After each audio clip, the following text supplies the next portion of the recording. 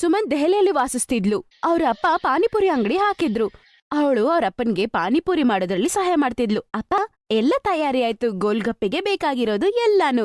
ನೀವು ಸ್ವೀಟ್ ಚಟ್ನಿ ಮಾಡಿ, ನಾನು ಖಾರ ಚಟ್ನಿ ಮಾಡ್ತೀನಿ.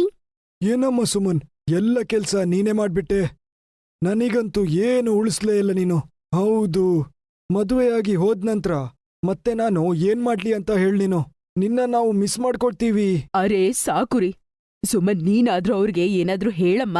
ಯಾವಾಗ್ಲೂ ಚಿಕ್ ಚಿಕ್ ವಿಷಯಕ್ಕೆ ಬೇಜಾರಾಗ್ತಾರೆ. ಅರೇ ಅಪ್ಪ, ನಾನ್ ನಿಮ್ಮನ್ ಬಿಟ್ಟು ಎಲ್ಲೂ ಆಗಲ್ಲ. ನನಗ್ ಮದ್ವೆ ಎಲ್ಲ ಬೇಕಾಗಿಲ್ಲ. ನಾನ್ ಯಾವಾಗ್ಲೂ ನಿಮ್ ಜೊತೆನೇ ಇರ್ತೀನಿ. ಇಲ್ಲ ಅಮ್ಮ, ಹಾಗೆ ಹೇಳಬಾರ್ದು. ಹೆಣ್ಮಕ್ಳು ಗಂಡನ್ ಮನೆಗ್ ಹೋಗ್ಲೇಬೇಕಮ್ಮ. ಕೇಶವ್ ಒಳ್ಳೆ ಹುಡುಗ, ನೀನಲ್ಲಿ ಚೆನ್ನಾಗಿರ್ತೀಯ. ಸುಮನ್ಗೆ ಮದ್ವೆ ಮಾಡಿ ಸೂರತ್ಗೆ ಕಳ್ಸೋರಿದ್ರು. ಅದ್ರಿಂದ ಇನ್ನು 1 ತಿಂಗಳಲ್ಲೇ ಅವಳಗ್ ಮದ್ವೆ. ಅದ್ರಿಂದ ಅವಳು ಅಪ್ಪ ಅಮ್ಮನ ಬಿಟ್ಟು ಹೋಗ್ಬೇಕು ಅಂತ ತುಂಬಾನೇ ಬೇಜಾರಾಗಿರ್ತಾಳೆ. ಸುಮನ್ ದೊಡ್ಡವಳು ಮತ್ತೆ ಚಿಕ್ಕವನಿರ್ತಾನೆ. ಅವನಿನ್ನೂ ಓದ್ತಾ ಇರ್ತಾನೆ. ತುಂಬಾ ಬೇಗ 1 ತಿಂಗಳಾಗ್ಬಿಡುತ್ತೆ. ಮತ್ತೆ ಸುಮನ್ಗೆ ಮದ್ವೆನೂ ಆಗುತ್ತೆ. ಮದ್ವೆ ತುಂಬಾ ಚೆನ್ನಾಗ್ ನಡೆಯುತ್ತೆ. ಮದ್ವೆಯ ನಂತರ ಅವ್ರ ಅತ್ತೆ ಮಾವ ಸುಮನ್ನ ಅವರ ಮನೆಗೆ ಸೂರತ್ಗೆ ಕರ್ಕೊಂಡು ಹೋಗ್ತಾರೆ. ಸುಮನ್ ಅವರ ಹಸ್ಬೆಂಡ್ ಗರಾಜಲ್ಲಿ ಗಾಡಿ ರಿಪೇರ್ ಮಾಡುವ ಕೆಲ್ಸ ಮಾಡ್ತಿರ್ತಾನೆ. ಸುಮನ್ ಬುದ್ಧಿವಂತೆ. ಬರ್ತಿದ್ದಂಗ್ಲೆ ಮನೆನೆಲ್ಲ ಚೆನ್ನಾಗ್ ನೋಡ್ಕೋತಾಳೆ. ಸಾಕು ಸೊಸೆ, ನನ್ಗೆ ರೊಟ್ಟಿ ಬೇಡ, ಕೇಶವ್ಗೆ ಕೊಡು. 1 ರೋಟಿ ಸಾಕು, ಹೊಟ್ಟೆ ಫುಲ್ ಆಗೋಗಿದೆ ನಂದು. ತುಂಬಾ ರುಚಿಯಾದ ಅಡಿಗೆ ಮಾಡಿದ್ಯಾ ತಾಯಿ. ನನ್ಗೆ ಹಸುವಿಲ್ಲ ಅಂದ್ರೂ 1 ಎಕ್ಸ್ಟ್ರಾ ರೊಟ್ಟಿ ತಿನ್ಬಿಟ್ಟೆ. ಎಲ್ಲ ಅತ್ತೆ ತಿಂದ್ರಿ. ನಾನು ಚಿಕ್ ಚಿಕ್ ರೊಟ್ಟಿ ಮಾಡ್ತೀನಿ. 2 ರೊಟ್ಟಿ ಹಾಕಿದ್ರೆ 1 ಆಗುತ್ತೆ. ಇನ್ಮೇಲೆ ನಾನ್ ಬಂದೆ ಅಲ್ವಾ, ನನ್ ಕೈಯಿಂದ ಮಾಡಿರುವ ರುಚಿ ರುಚಿ ಬಿಸಿ ಊಟ ತಿನ್ನಿ. ಏನ್ ಕಾರಣ ಹೇಳ್ಬಾರ್ದು? ನಮದು ಅದೃಷ್ಟನೇ ಅದೃಷ್ಟ ಕಣಮ್ಮ. ನಿನ್ನಂತ ಹುಡುಗಿ ನಮ್ಮನೆಗ್ ಸೊಸೆಯಾಗ್ ಬರೋದು. ಚೆನ್ನಾಗಿರು. ನೋಡಿ, ನಾನ್ ನಿಮ್ಗೆ ಟಿಫಿನ್ ಪ್ಯಾಕ್ ಮಾಡಿದೀನಿ. ಇನ್ನು 2 ಮಿನಿಟ್ಸ್ ಅಲ್ಲಿ ಬರ್ತೀನಿ.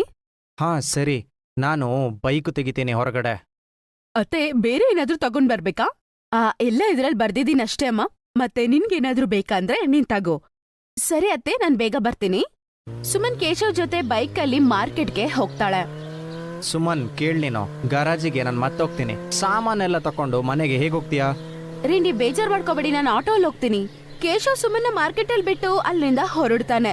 ಸ್ವಲ್ಪ ದೂರ ಹೋಗ್ತಾನೋ ಇಲ್ವೋ, ಅವನ್ಗೆ ಪಾಪ ಆಕ್ಸಿಡೆಂಟ್ ಆಗ್ಬಿಡುತ್ತೆ. ಅವನು ಗಾಡಿಯಿಂದ ಕೆಳಗಡೆ ಬಿದ್ದಿರ್ತಾನೆ. ಅವನ್ಗೆ ತುಂಬಾ ಏಟಾಗಿರುತ್ತೆ. ಪ್ರಜ್ಞೆ ಇಲ್ದೆ ಪಾಪ ಬಿದ್ದಿರ್ತಾನೆ. ಸುಮನ್ ಅಲ್ಲೇ ಹತ್ರ ಇರ್ತಾಳೆ. ಅರೆ ದೇವ್ರೆ, ಏನಾಯ್ತು? ಏನಪ್ಪ ಈ ಗಾಚಾರ? ಚಿಂತೆ ಮಾಡ್ಬೇಡಿ ಅಮ್ಮ, ಸರಿಯಾಗುತ್ತೆ. ಸ್ವಲ್ಪ ಜನ ಅವಳಿಗೆ ಹೆಲ್ಪ್ ಮಾಡ್ತಾರೆ. ಅಲ್ಲೇ ಇರುವ ಹಾಸ್ಪಿಟಲ್ಗೆ ಕರ್ಕೊಂಡು ಹೋಗ್ತಾರೆ. ಡಾಕ್ಟರ್ ಚಿಕಿತ್ಸೆಯನ್ನು ನೀಡ್ತಾರೆ. ಸ್ವಲ್ಪ ತಾದ್ಮೇಲೆ ಕೇಶವ್ ಸ್ವಲ್ಪ ನಾರ್ಮಲ್ ಆಗ್ತಾನೆ. ದೊಡ್ಡ ದೊಡ್ಡ ಪೆಟ್ಟುಗಳು ಏನಿಲ್ಲ.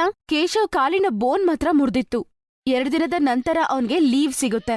ಅಮ್ಮ, ನಾನ್ ಸರಿ ಇದ್ದೀನಿ. ಕಾಲಿಗೆ ಫ್ರಾಕ್ಚರ್ ಆಗಿರೋದು. ಕೆಲವು ತಿಂಗಳಲ್ಲೇ ಆರಾಮಾಗುತ್ತೆ, ಟೆನ್ಷನ್ ಮಾಡ್ಬೇಡ.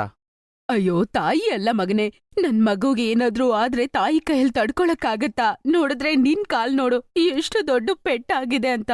ಕೆಲವು ದಿನ ಗ್ಯಾರೇಜಿಗೆ ಹೋಗಕ್ಕಾಗಲ್ಲ. ಏನು ಹೋಗೋದ್ ಬೇಕಾಗಿಲ್ಲ ರೀ. 6 ತಿಂಗಳು ಡಾಕ್ಟರ್ ರೆಸ್ಟ್ ತಗೊಳಕ್ ಹೇಳಿದಾರೆ. ನೀವು ಸಂಪಾದನೆ ಬಗ್ಗೆ ಏನು ಯೋಚನೆ ಮಾಡ್ಬೇಡಿ.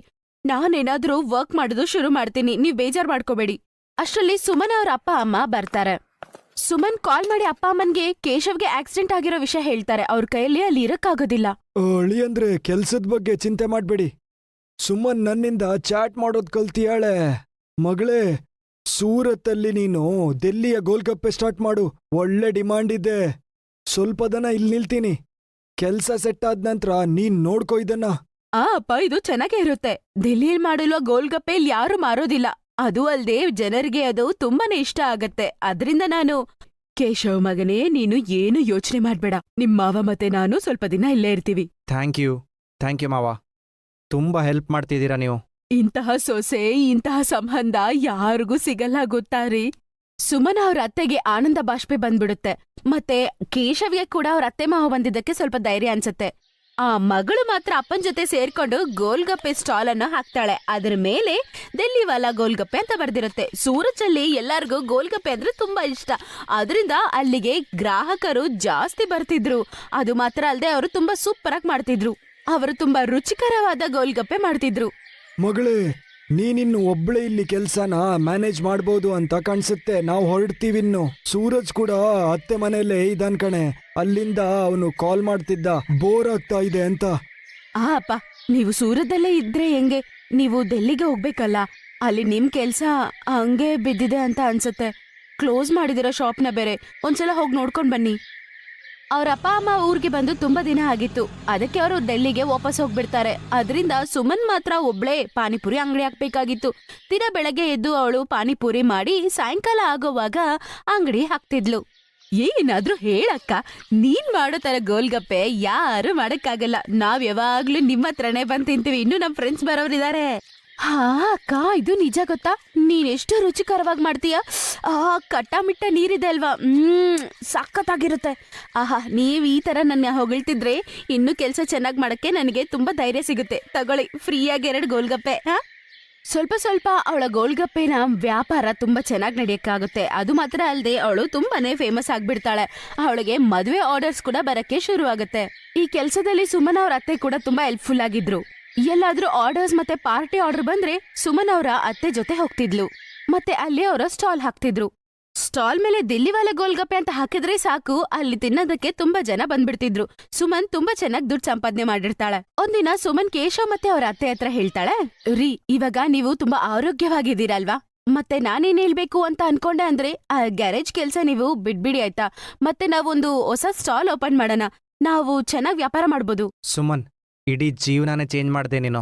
ಒಂದು ಗಂಡಿನ ಸಕ್ಸಸ್ನ ಹಿಂದೆ ಹೆಂಗ್ಸಿರ್ತಾರೆ ಅಂತ ಹೇಳ್ತಾರೆ, ಅದನ್ನ ನೀನು ನಿಜ ಮಾಡ್ಬಿಟ್ಟೆ. ನೀನೇನ್ ಹೇಳ್ತೀಯೋ ಅದನ್ನೇ ಮಾಡೋಣ.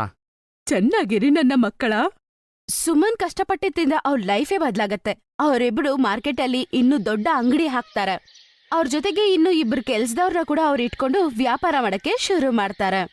ಹೇಳ್ತಾರೆ, ಈ ತರ ಪರಿಸ್ಥಿತಿ